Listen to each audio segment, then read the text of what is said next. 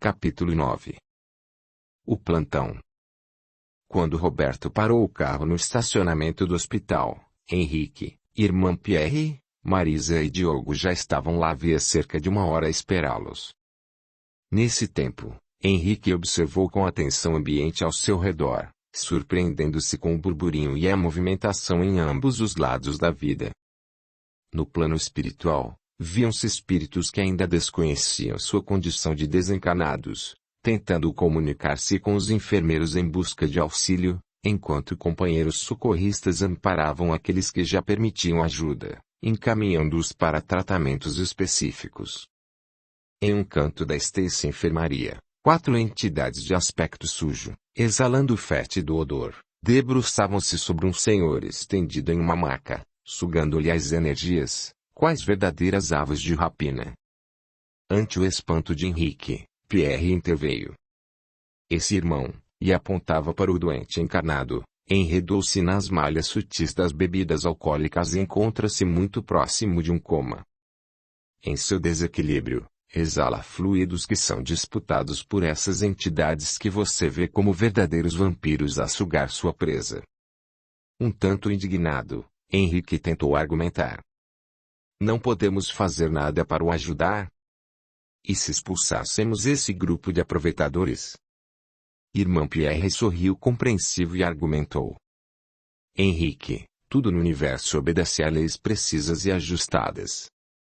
Ao se fixar no padrão doentio da dependência alcoólica, o companheiro encarnado criou as condições que facultaram o assédio desses irmãos dementados. Aí encontramos, portanto, uma sintonia perfeita.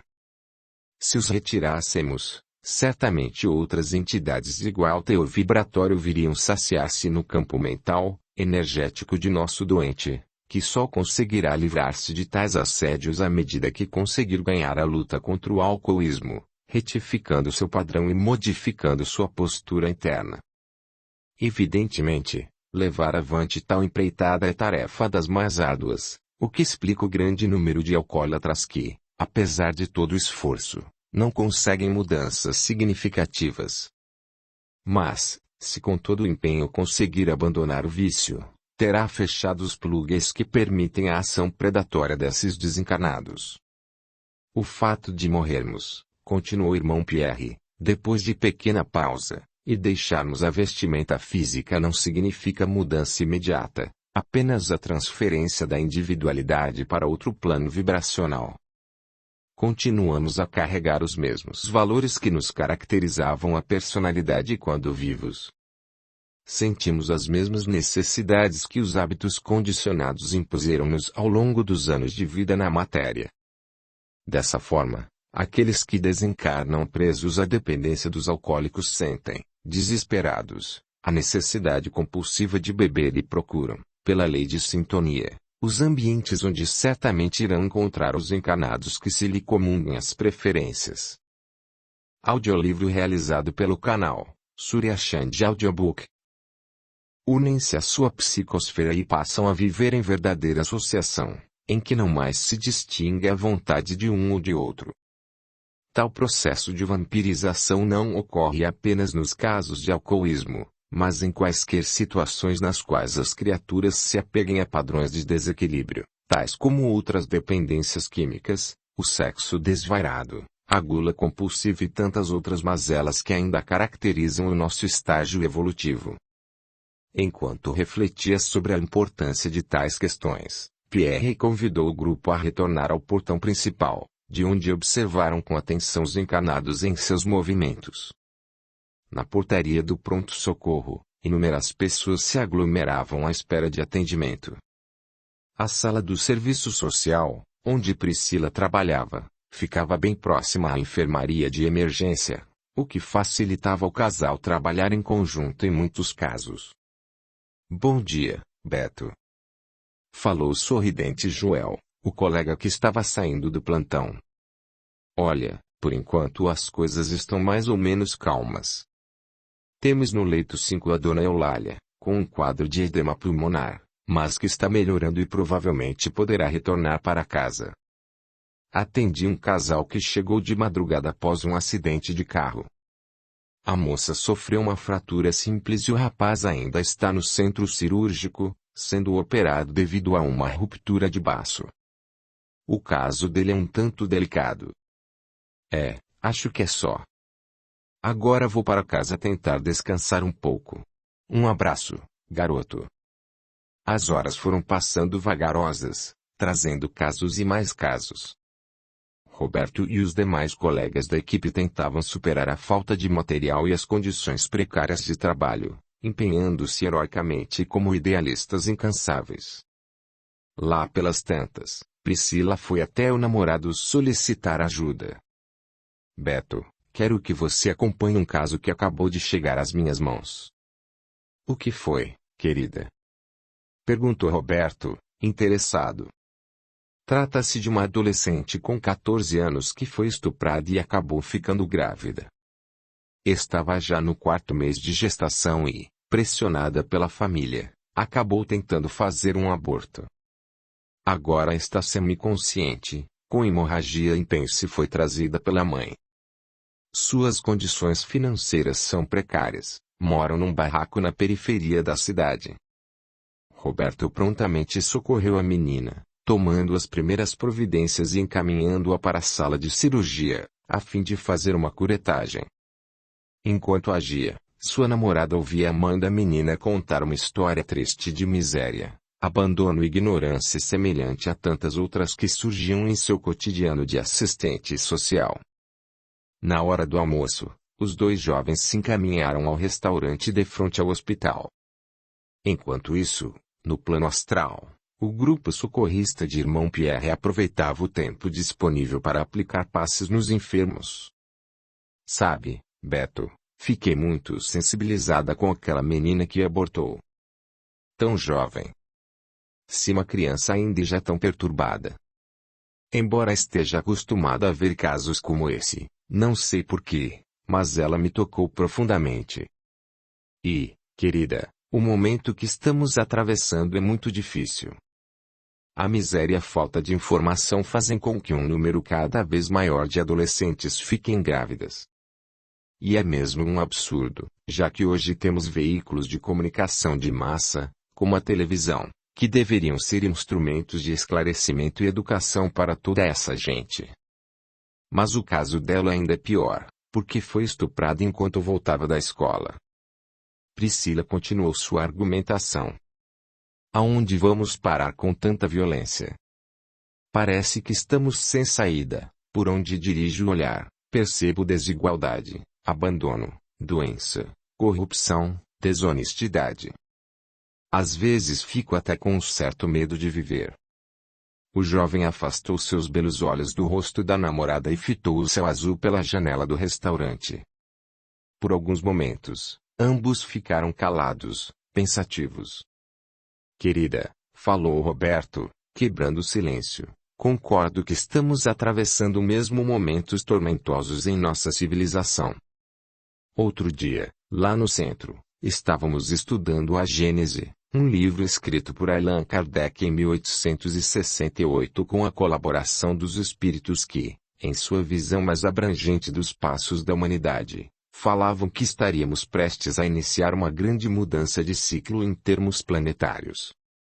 E então, Priscila mexeu-se curiosa na cadeira, como os espíritos nos explicam essa loucura toda que estamos vivendo. Eles nos falam que os tempos difíceis preditos em profecias de todas as eras estão sendo vividos em nossos dias. Dizem que tudo no universo está submetido à lei da evolução e do progresso, inclusive os planetas, e aí incluem a Terra, nossa morada cósmica. Essa evolução se processa em 2 níveis. Fisicamente, pela transformação dos elementos materiais que compõem tais globos, e moralmente, pela melhoria da humanidade encarnada e desencarnada que os habitam. Essas mudanças, querida, obedecem a ciclos evolutivos que muitas vezes podem ser extremamente longos, o que de certa forma acaba extrapolando a nossa percepção de tempo. E ainda nos relatam os espíritos que estamos já em meio a essa grande transformação, que por certo não poderia acontecer sem convulsões de toda a sorte. Assim, Presenciamos todo tipo de miséria se espalhando velozmente, os valores éticos subvertidos e a violência dominando tudo e todos, como um monstro insaciável. E o tempo em que se vai operar a separação das ovelhas do rebanho. Priscila acompanhou atenta as explicações do namorado, e seus olhos brilharam de curiosidade. Mas, Beto, diga-me o que podemos fazer para não nos deixar influenciar por todo esse clima. Que tipo de atitude devemos ter diante de tais situações? Em primeiro lugar, precisamos compreender que nada no universo acontece por acaso, e se aqui estamos encarnados a viver esta época de grandes transformações, é porque isso tem um significado para a nossa evolução. Devemos procurar nos manter em sintonia com o plano espiritual superior, buscando, através da prática salutar da oração e de exercícios de meditação, permanecermos conectados com os amigos desencarnados que aí estão autorizados pela bondade divina a nos guiar e intuir. Também precisamos tomar consciência de que o sofrimento hoje é global e não podemos comodamente fechar os olhos a tudo o que está acontecendo infantilmente e achar que não somos responsáveis por nada. A humanidade está prestes a atingir sua maturidade espiritual e essa fase se caracterizará pela percepção de que todos estamos intimamente interligados no tecido da sociedade, e que é impossível ser feliz sozinho. É um tempo que nos estimula à fraternidade e ao exercício do amor. Enquanto isso, Diogo, integrante do grupo de estudos, perguntou ao irmão Pierre. No caso dessa menina, não vemos aí uma vítima inocente dos desatinos que campeiam à solta na sociedade desestruturada da atualidade. O instrutor, lançando um olhar repleto de amorosidade em direção à jovem, quase criança, que agora dormia sob efeito de sedativos, falou mansamente. Precisamos alargar muito nossa visão, ainda presa às circunstâncias da matéria, para entender os mecanismos cósmicos que regem a vida. Aparentemente, Clarice, esta menina pobre, é realmente uma vítima da violência e do infortúnio. Entretanto, se abrirmos a percepção para seu passado, vamos encontrá-la em diversas encarnações usando a sexualidade em experiências nas quais se envolveu com inúmeros homens, arruinando-lhes a vida conjugal e provocando, com sua sensualidade, a desarmonia de muitas pessoas. Sempre que desencarnava, retornando de tais vidas desastrosas, era paciente e amorosamente orientada por seus mentores, interessados em que retificasse a marcha tortuosa. Clarice, entretanto, não dava ouvidos às palavras de advertência e, ao retornar em nova vida, continuava excitando a sensualidade em meio a instintos ainda bastante animalizados, tendo inclusive praticado diversos abortos sem o menor sinal de arrependimento.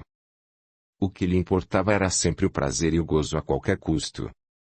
Com essa conduta distorcida, continuou ele a explanação, inevitavelmente semeou o que agora colhe, um futuro de dor e restrições exatamente na área da sexualidade, na qual não soube manter o equilíbrio. Não quero, com tal argumentação, em absoluto, justificar a atitude criminosa e condenável do homem que a submeteu a semelhante crueldade. Esse pobre infeliz também inscreveu mais um débito em sua própria consciência, que um dia, mais cedo ou mais tarde, irá ter que rever. Se não fosse dessa forma, nossa menina iria padecer de algum tipo de restrição, uma doença incurável ou limitante, por exemplo, na área sexual. Os mecanismos insondáveis da vida se aproveitam de nossas atitudes, boas ou más, para compor o imenso quebra-cabeça da evolução, concluiu Pierre enquanto afagava a cabeça da menina, transmitindo-lhe reconfortadoras energias. Terminado o almoço e após um breve descanso em que aproveitaram para fazer uma caminhada em arborizado parque nas imediações do hospital, enquanto saboreavam um delicioso sorvete, Roberto e Priscila retomaram a agitação do hospital. Uma ambulância chegou, sirene ligada, e rapidamente os atendentes trouxeram uma senhora de meia idade, aparentando uns 50 anos, vestida com uma camisola, os cabelos em desalinho e parecendo estar desacordada. O que foi? Perguntou Roberto à acompanhante da mulher. Minha mãe sofre de depressão e ontem discutiu violentamente com meu pai, que acabou saindo de casa. Hoje de manhã, sem que ninguém percebesse, mamãe ingeriu todos os comprimidos de calmantes que tinha em seu poder. Acho que uns 30 ou 40, não sei ao certo. Eu havia saído para o colégio e quando voltei encontrei-a desacordada. Fiquei desesperada e procurei por socorro, chamando imediatamente a ambulância que a trouxe para cá. Enquanto escutava o relato da informante, Roberto procurava verificar os dados vitais da senhora, providenciando junto à enfermagem os procedimentos necessários para uma lavagem gástrica. Simultaneamente, suas mãos ágeis trabalhavam com rapidez, enquanto refletia. Mais um ser angustiado que pretende fugir desesperado pela porta ilusória do suicídio.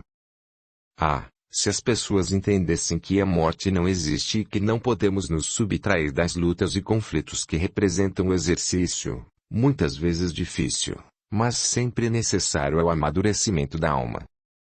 Se soubessem o sofrimento e a dor daqueles que retornam precocemente ao plano espiritual pela atitude impulsiva de terminar com a própria vida. Enquanto pensava, a lavagem gástrica era executada com sucesso, tendo sido eliminada a grande quantidade de medicamento de seu estômago. Moça, sua mãe vai ficar em observação essa noite aqui conosco. Mas fique tranquila que ela está fora de perigo. Precisa com urgência de um acompanhamento psiquiátrico, pois seu estado mental carece de tratamento de longo prazo. Doutor, ela chegou a tratar-se durante algum tempo, mas dizia que já estava bem e havia decidido não mais ir ao Dr. Jorge Luiz, que é seu médico. Não deixe, em hipótese alguma, sua mãe abandonar a ajuda médica. Roberto insistiu. Muitas pessoas, após sentirem algumas melhoras iniciais, acham que já estão bem e podem seguir sozinhas. Mas isso é perigoso. Só o profissional capacitado poderá dizer a hora correta de terminar um tratamento, principalmente quando se tratar de um trabalho psicológico. Enquanto Roberto falava com a filha da paciente, Pierre envolvia o jovem médico em generoso abraço, e lhe insuflava ideias que iam sendo absorvidas imediatamente. Novamente víamos a lei de sintonia em ação, só que dessa vez com o objetivo de ajudar o próximo. Lembrei-me do grupo de vampiros unido ao infeliz alcoólatra e concluí que as leis perfeitas que regem o universo podem ser utilizadas de acordo com os propósitos bons ou maus que cada um carrega dentro de si. Pierre pensava e Roberto recebia as influências mentais de seu protetor, perguntando à menina. Sua mãe tem alguma religião? Frequenta alguma igreja? Somos católicos, mas há muito tempo não vamos à missa. Essa é outra medida muito importante. Sua mãe precisa voltar a frequentar a igreja, tentando resgatar a religiosidade e fortalecer a fé. Nenhum ser humano pode viver desconectado de Deus. Qualquer que seja a religião, todas são úteis na tentativa de religar o homem ao Criador. Nesse ponto, Roberto interrompeu o diálogo, pois Priscila o chamou para ir embora. Enquanto os jovens tomaram o rumo do vestiário onde trocariam de roupa para retomar a casa deles, Henrique aproveitou a ocasião para indagar a Pierre sobre algumas questões que surgiram diante da situação daquela senhora que atentara contra a própria vida. Refletia consigo mesmo. Por que tantas pessoas na atualidade sofrem de depressão? O que está ocorrendo? Como que lendo seus pensamentos, o instrutor sorriu e comentou. Caro Henrique, realmente assistimos hoje a um número crescente de pessoas debatendo-se nas malhas de processos depressivos da mais variada intensidade. Na origem de tais casos, vamos encontrar múltiplas causas, que vão desde alterações bioquímicas nos processos do funcionamento cerebral, disfunções essas que já estão sendo estudadas pela medicina tradicional, até aquelas criaturas que desistiram de viver, descrentes de si próprias, desconectadas de sua luz interior. A sociedade atual, de certa forma, estimula as criaturas a buscar realização apenas nos valores materiais, estimulando-as a um consumismo desenfreado e cego. A fim de satisfazer tais necessidades artificiais, Os homens se engalfinham num processo selvagem de competição voraz, no qual apenas os mais fortes ou espertos sairão vencedores. Nessa luta contínua em que transformam a vida, deixa de haver espaço para valores fundamentais como fraternidade, cooperativismo e ajuda, imperando a lei do cada um por si e salve-se quem puder. Nesse cenário dominado pelo egocentrismo, a solidão acaba imperando, e mesmo cercado de posses e riquezas materiais, o ser humano descobre o coração vazio do calor do afeto, combustível indispensável para a alma. E no vazio emocional, acaba perdendo o sentido da existência, entregando-se às malhas da depressão, que lhe tinge os seus da vida com matizes escuros e sombrios. Como Beto bem assinalou, o acompanhamento médico muitas vezes se faz imprescindível no soerguimento desses indivíduos. Agentes medicamentosos associados a um tratamento psicológico que restaure o amor próprio são a chave para o reequilíbrio. Mas e a religião? Também não é importante, conforme Beto assinalou? Perguntou Henrique, querendo aprofundar o tema. Pierre ouviu com atenção e continuou. Naturalmente.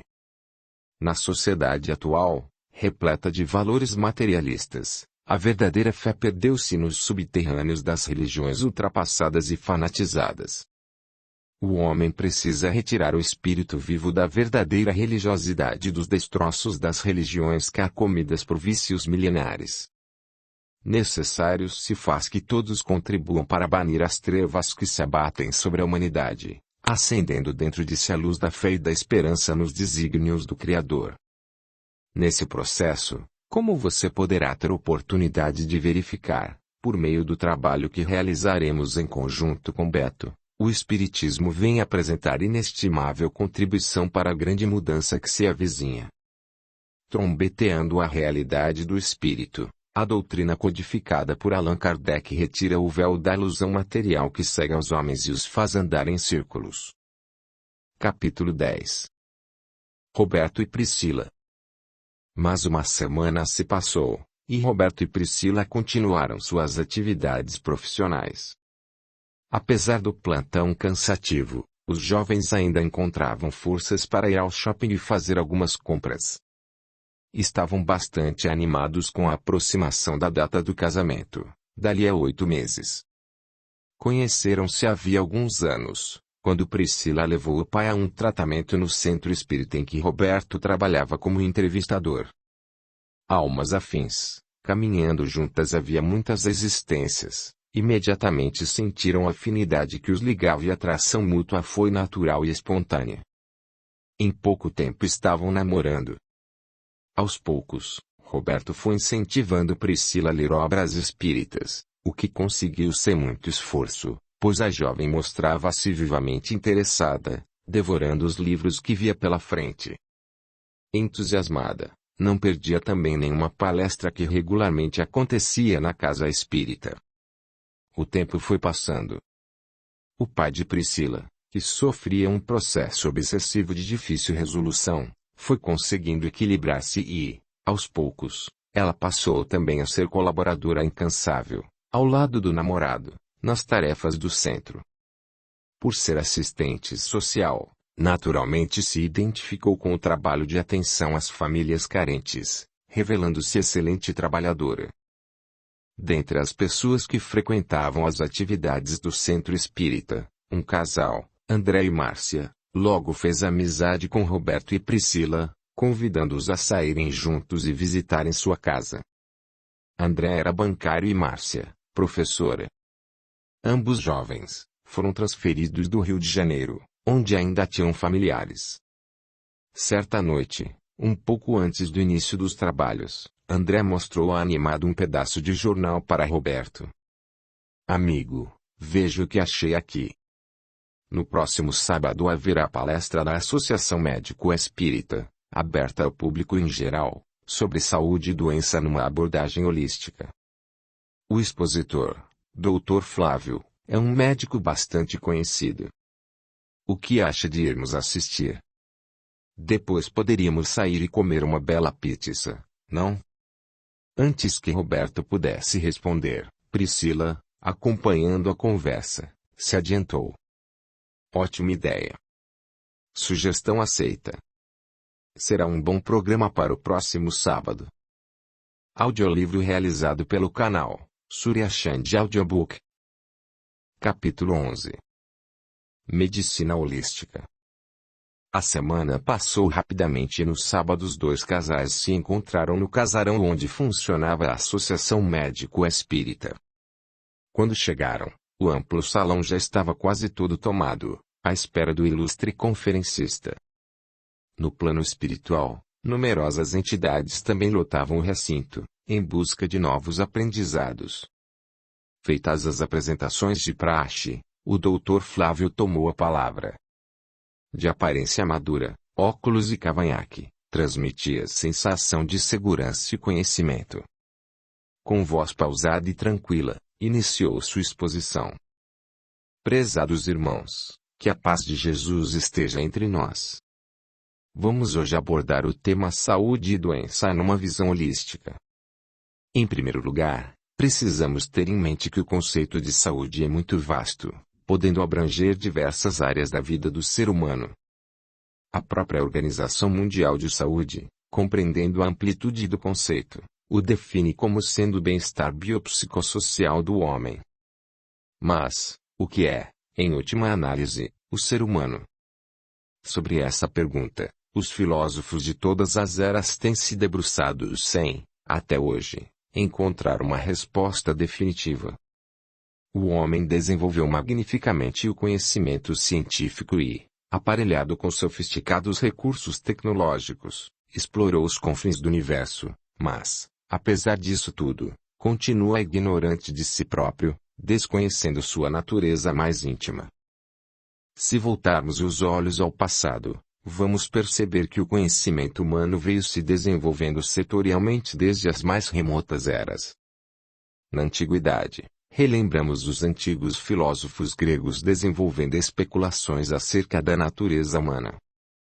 Em seguida, o conhecimento se associou ao domínio da religião, e durante muitos séculos o homem estagnou o impulso de crescimento intelectual, bitolado nos corredores estreitos do fanatismo radical e dogmatizante. Apesar disso, o impulso implacável do progresso rompeu as amarras impostas pela religião oficial e levou o ser humano a redescobrir o belo no movimento da Renascença. O intelecto associou-se à estética e os grandes mestres surgiram trazendo-nos maravilhas na pintura e na escultura. Por fim, cerca de uns 300 anos para cá, assistimos ao surgimento da moderna ciência, alicerçada inicialmente nos conceitos do filósofo francês René Descartes e do físico inglês Isaac Newton. A partir de então, o conhecimento assentou suas bases na ciência mecanicista. Passou a desenvolver-se dentro do modelo newtoniano, que conceituava ser a realidade tudo aquilo que tem existência objetiva mensurável e ocorrência previsível, ou dizendo em palavras mais simples, a realidade seria apenas tudo que pudesse impressionar os sentidos físicos. E, assim, os pesquisadores foram desenvolvendo suas teorias e experimentos até que, no início deste século, a ciência chegou à nova encruzilhada. Com o desenvolvimento da física quântica e com a teoria da relatividade de Albert Einstein, os estudiosos começaram a questionar a matéria e a energia e, a partir de então, assistimos a uma verdadeira revolução no campo científico, em que a própria realidade observada dependeria de quem a estivesse observando. Nasce então o modelo ou paradigma holístico, do grego holos igual todo, no qual o conhecimento não é mais setorizado e sim integrado numa tentativa de visão global. Essa visão ultramoderna captada pelos teóricos da física quântica está em perfeita concordância com os conhecimentos milenares das religiões orientais. Sob a ótica do modelo holístico, podemos dizer que o homem encarnado é a manifestação de sua essência imortal nos diversos planos do existir. Com tal entendimento, a definição da OMS poderia ser ampliada e lida da seguinte forma: saúde é o bem-estar biopsicossocial, energético e espiritual do homem. Partindo dessa visão, diríamos que o ser humano possui diversos corpos sutis de energia, catalogados na codificação kardecista sob a denominação global de perispírito. Nesse terreno sutil, encontramos vórtices energéticos denominados chakras, palavra sânscrita que significa roda. Esses pontos de concentração energética estão intimamente associados ao sistema nervoso e ao sistema glandular, funcionando como uma orquestra sob a direção do grande maestro, que é o próprio espírito, chama etérea e imortal. Os médicos e terapeutas holísticos, aceitando a fisiologia sutil do homem, abrem espaço para que em breve tempo possa ser desenvolvida uma metodologia e uma propedêutica que alcancem a totalidade da natureza humana. Até agora, o estudo de tal fisiologia oculta permaneceu reservado aos clarividentes. Entretanto, estamos no limiar de uma ampliação dos conceitos médicos em que seremos capazes de vasculhar as origens das moléstias, antes mesmo que venham a se manifestar no corpo físico. A visão holística beneficia em larga escala as ciências psíquicas, notadamente a psiquiatria e a psicologia, porque abre campo para a catalogação de distúrbios tais como a obsessão, as doenças kármicas e a mediunidade em desequilíbrio, devolvendo ao próprio indivíduo a responsabilidade por sua saúde ou pela sua doença. Não mais poderemos projetar nossos fracassos e insucessos nas condições exteriores adversas ou em outras pessoas. A visão integral do ser nos transforma em adultos espirituais, e tal maturidade se abre portas a novas realizações e conquistas, igualmente nos confere responsabilidade por nossos atos e decisões. E, para encerrar essa breve exposição, gostaria de apresentar algumas sugestões para que possamos ter uma vida mais saudável, em concordância com o conceito ampliado da saúde integral. Primeira, não poluir o mundo, material e energeticamente. Acho desnecessário estender-me sobre a necessidade de evitarmos a contaminação ainda maior dos recursos de nossa Mãe Terra. Entretanto, é importante falar da poluição energética na medida em que a mente é usina funcionando ininterruptamente a fabricar pensamentos dos mais variados matizes. Precisamos vigiá-los e procurar elevar sua qualidade, pois tudo o que criamos em nossa mente permanece vivo e atuante na mente do universo. Segunda, entrar mais em contato com a natureza. Em nossas cidades civilizadas apartamo-nos da natureza, aceitando viver em ambientes de concreto onde o verde aparece apenas em poucos parques espalhados pelas cercanias. Necessitamos de ar puro, pisar descalços na terra, reconectarmos-nos com as nossas origens. Terceira, fazer mais exercícios físicos. Consequência do item anterior, deveríamos nos mexer mais, pois a vida atual nos impõe um ritmo sedentário, que pouco a pouco deteriora a saúde, contribuindo para o envelhecimento precoce e para o surgimento de diversas moléstias do aparelho cardiorrespiratório. Quarta, prestar mais atenção no que comemos. O modo de vida moderno nos obriga a horários rigorosos e uma correria desmedida, em que, quando muito, engolimos um lanche qualquer. O corpo é o sagrado instrumento de manifestação da alma e merece nosso respeito, principalmente na observação de como nos alimentamos. Comer melhor, procurando fazê-lo numa atitude mental relaxada, é receita preciosa para uma digestão satisfatória e uma saúde equilibrada. Quinta, descobrir o outro, dialogar mais. O mundo atual satura seus habitantes com enorme quantidade de informações.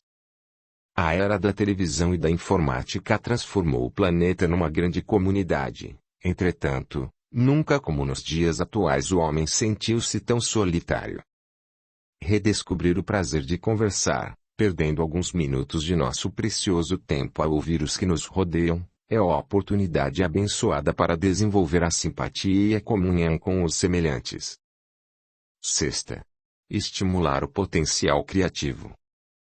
A sociedade ocidental, com seu pensamento imediatista, hipertrofiou as funções mentais, fazendo com que perdêssemos o potencial de realização das coisas voltadas para a intuição e para o sentimento, como as artes, a música, a dança e o teatro.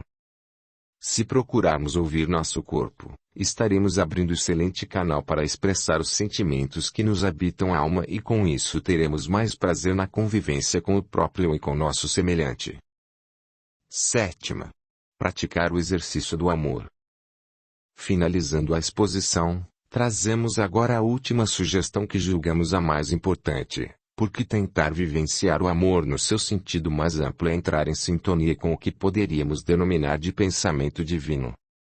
Falo aqui não do amor minúsculo, escravizado ao sentimento de posse que ainda nos aprisiona uns aos outros. Refiro-me ao amor que liberta, aquele que o apóstolo Paulo eternizou em sua famosa epístola aos Coríntios. Ainda que eu fale a linguagem dos homens e dos anjos, ainda que tenha o dom de profetizar e conheça a todos os mistérios, ainda assim, se não tiver amor, nada serei. Envolvido em intenso facho luminoso, Dr. Flávio encerrou sua brilhante palestra, sendo aplaudido pela plateia entusiasmada. No plano espiritual, os espíritos presentes também vibravam com aquelas palavras, certos de que, em breve tempo na crosta planetária, os médicos começariam a exercitar a medicina do homem integral, abrindo o coração para a realidade maior da natureza humana. Não mais a fria abordagem tecnológica, enxergando o paciente como um conjunto de sistemas e órgãos a ser retificado, mas um ser humano, corpo, energia e espírito, com todas as suas emoções e sentimentos a serem compreendidos e amados. Após a palestra que muito impressionou o jovem médico, seu amigo André fez um convite.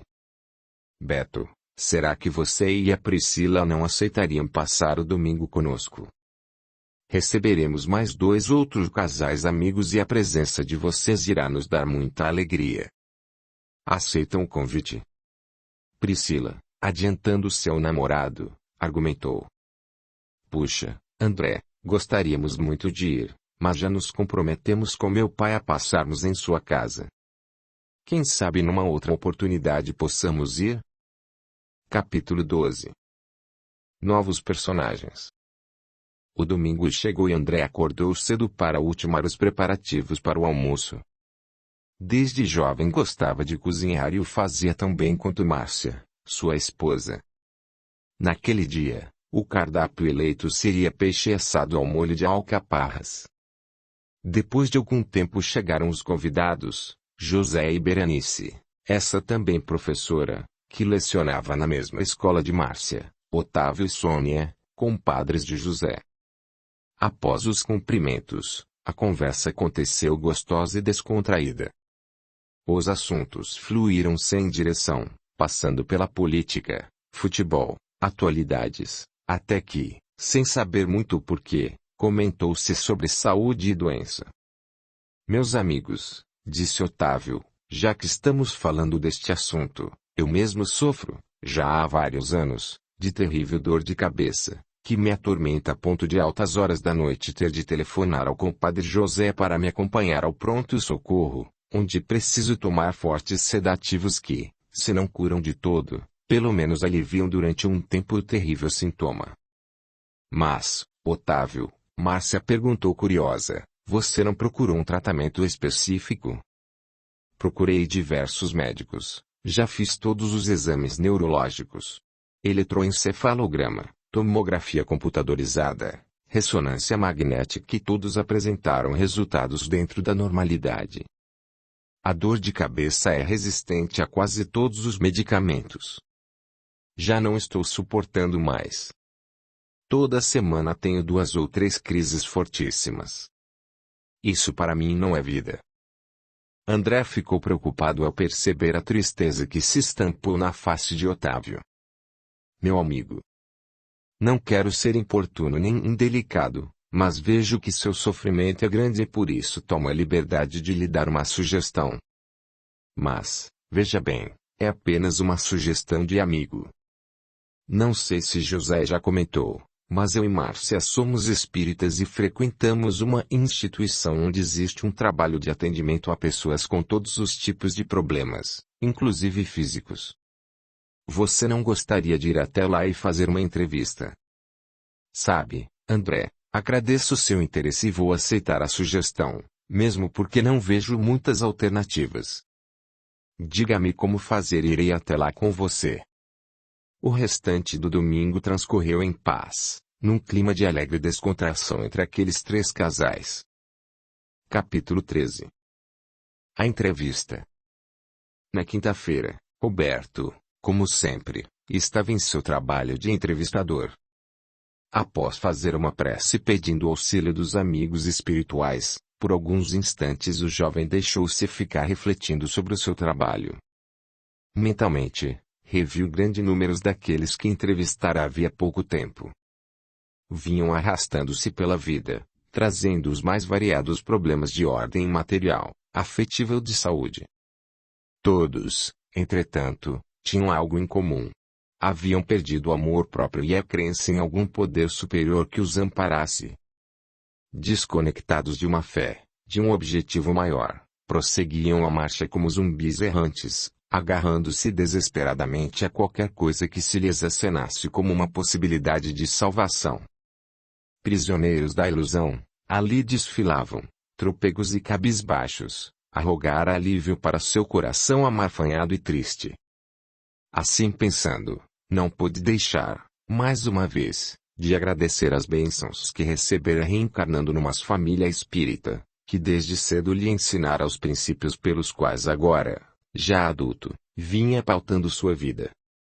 Com licença? Perguntou André, pondo a cabeça dentro da sala e dando um enorme sorriso.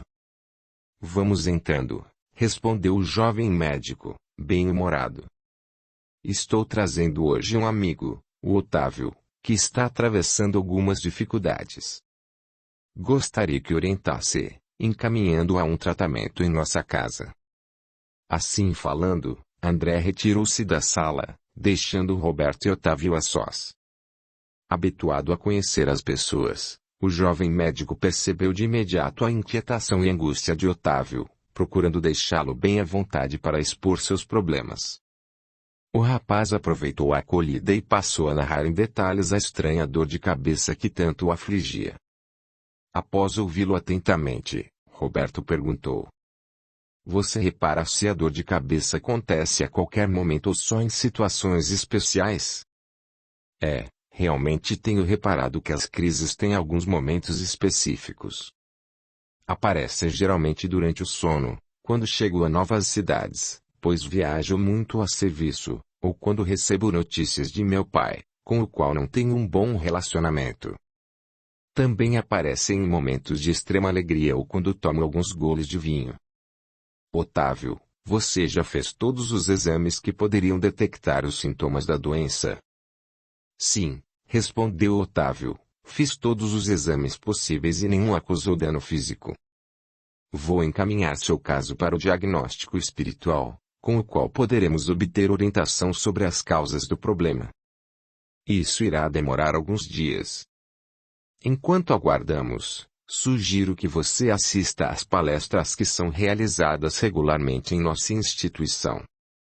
Aproveite essas ocasiões para, após a palestra, tomar passe, o que ajudará no reequilíbrio de suas energias. Otávio retirou-se satisfeito, deixando Roberto, que percebeu intuitivamente ser a situação daquele moço bastante séria, sendo necessário um tratamento profundo.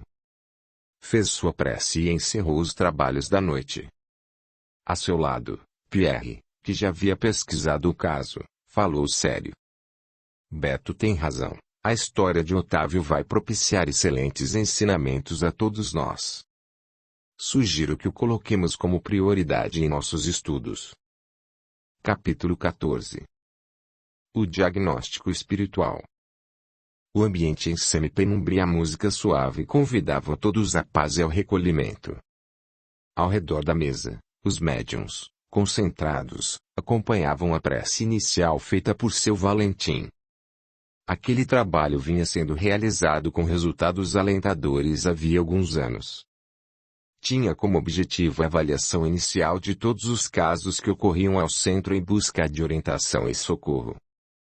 A partir daquele exame, o assistido era encaminhado ao tratamento específico, fosse ele de ordem material ou espiritual. Muitas pessoas já haviam se beneficiado com as orientações trazidas do plano espiritual por meio da atuação metódica e segura daquele grupo de médiuns devotados à causa do bem. Após a apreciação do nome de Otávio, um dos médiuns, pela psicografia, recebeu a seguinte mensagem: o sofrimento físico representado pela dor de cabeça que nosso companheiro Otávio o vem apresentando constitui-se resgate kármico oriundo de atitudes inconsequentes e levianas ocorridas em encarnação anterior distante de muitos séculos. Durante muito tempo o irmão veio se preparando e agora reúne as condições necessárias para saldar seu débito. Entre a vida na qual tudo se originou e a atual, algumas outras experiências foram realizadas, quando, com esforço e ajuda de amigos espirituais, conseguiu adiantar-se moralmente, adquirindo dessa forma a possibilidade de ver adiada a quitação de seu débito perante a contabilidade cósmica. Transgredindo as leis que regem a harmonia da vida por causa da sua imaturidade, semeou a morte e a infelicidade, o que lhe veio acarretar os sintomas atuais. Algumas das personagens com as quais partilhou seu drama acham-se hoje igualmente encarnadas bem próximas ao irmão. Felizmente não existem perturbações ou assédio de entidades obsessoras. Deverá procurar renovar sua disposição íntima, aproveitando a oportunidade de ter conhecido os princípios da doutrina espírita. Precisa doar-se no serviço incondicional ao próximo. Em paralelo ao trabalho de doação, será muito importante que procure um tratamento psicológico, no qual poderá fortalecer a autoestima e trabalhar algumas dificuldades de relacionamento que traz desde tenra idade. Caso o irmão se empenhe efetivamente no processo de reforma íntima, obterá êxito no tratamento, pois de certa forma já vem evidenciando esforços em mudar as atitudes, o que possibilitará a resolução do resgate kármico. Ao ler a mensagem psicografada, Roberto começou a traçar em sua mente o plano de orientação com o qual pretendia ajudar Otávio, seu novo amigo. Audiolivro realizado pelo canal Surya Chand Audiobook. Capítulo 15. Orientando Otávio. Naquele dia Otávio modificou o roteiro de seus clientes, não saindo da cidade e procurando ter um dia tranquilo e equilibrado. À noite, partiu em direção ao centro espírita, onde procurou por Roberto. Então, amigo, tem alguma novidade para mim? Essa semana tive uma crise fortíssima. Roberto, calmamente, leu a mensagem psicografada recebida na reunião de diagnóstico espiritual. Quer dizer que não tenho nenhum espírito a me perturbar? Indagou, curioso. Não, o problema é apenas seu. Em existências passadas você deve ter cometido equívocos que acabaram criando as condições que deram origem à sua atual dor de cabeça. Mas, Otávio, pensativo, quis se aprofundar no assunto. Como posso sofrer por algo de que não me lembro? Não acho que isso seria justo, afirmou indignado. Com um sorriso nos lábios, Roberto esclareceu. Realmente você hoje não tem a lembrança dos deslizes cometidos outrora, desvios esses que o afastaram da harmonia e do equilíbrio. Esse esquecimento é natural e até mesmo necessário para que a alma, ao reencarnar, possa desenvolver novos recursos, pois seria muito difícil convivermos com aqueles aos quais ferimos ou que nos feriram sem que o ódio e o desajuste imperassem em tais relacionamentos. Compare a longa fileira das reencarnações aos dias que aqui vivemos na Terra. Não é pelo fato de dormirmos e acordarmos na manhã seguinte que estamos livres das consequências dos atos que foram realizados no dia anterior e de que até muitas vezes já nos esquecemos.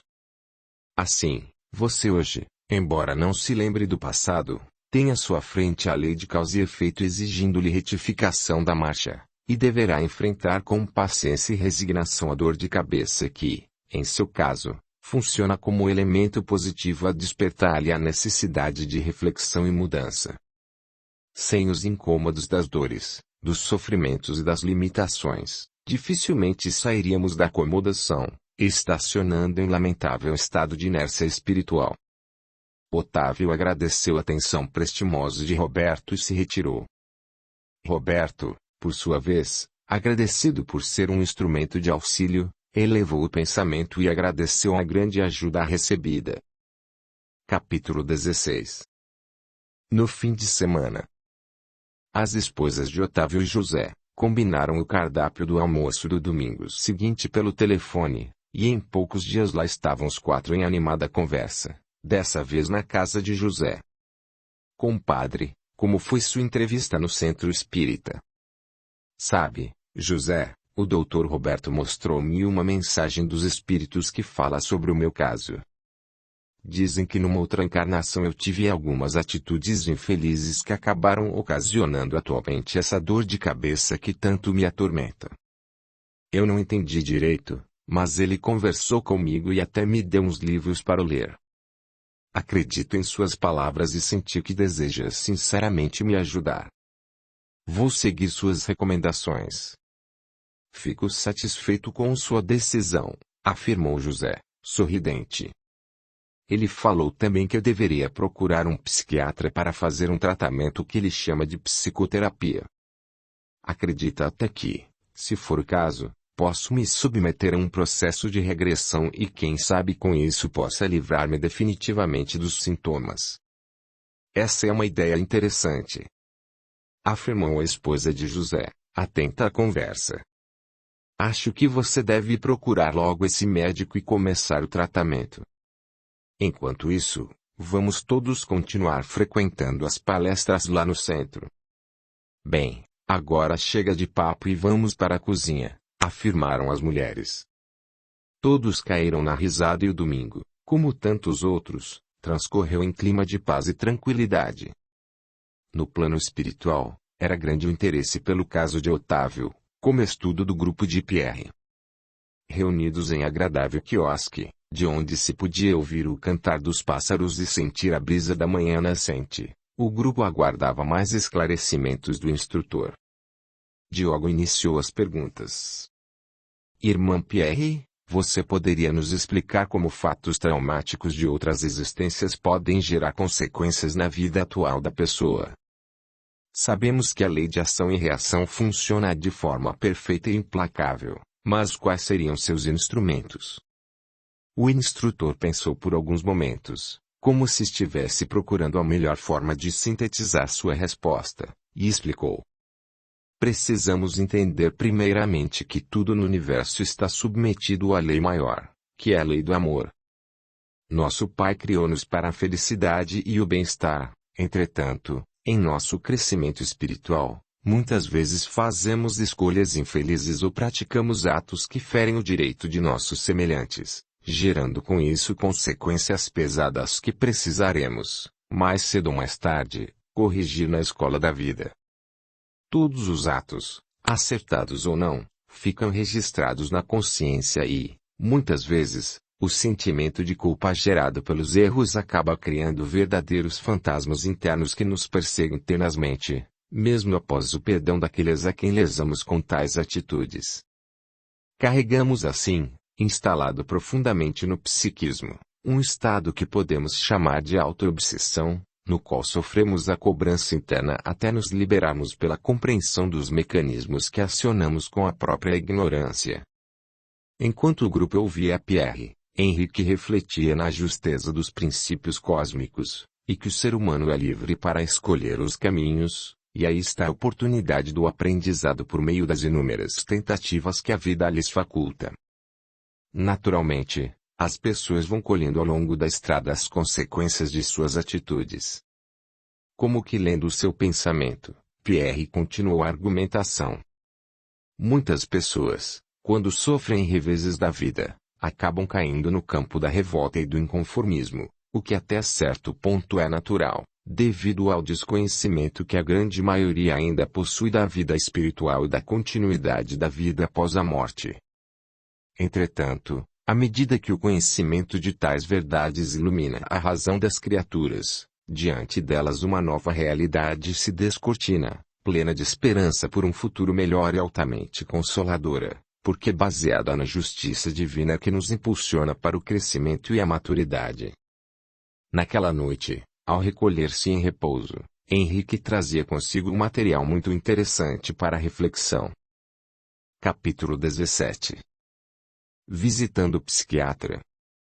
Os dias transcorreram sem que fatos significativos viessem alterar a vida dos personagens. Naquela terça-feira, entretanto, Otávio acordou um tanto ansioso. À tarde iria ter a primeira entrevista com o Dr. Ricardo, renomado psiquiatra. O consultório ficava em pequena marmorizada de tranquilo bairro da cidade. Otávio e Sônia estacionaram o automóvel e tocaram a campainha.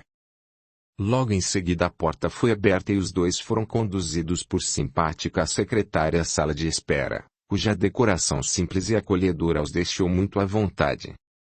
Dr. Ricardo Albuquerque era um homem simpático de meia idade. Os olhos amendoados, os óculos redondos e a barba grisalha conferiam-lhe um ar professoral, que terminava assim que abria o sorriso carregado de energia e jovialidade. Boa tarde, Sr. Otávio. Em que posso ajudá-lo? Estou aqui encaminhado por um colega seu, o Dr. Roberto. Sofro de dores de cabeça insuportáveis, que estão transformando minha vida num verdadeiro inferno.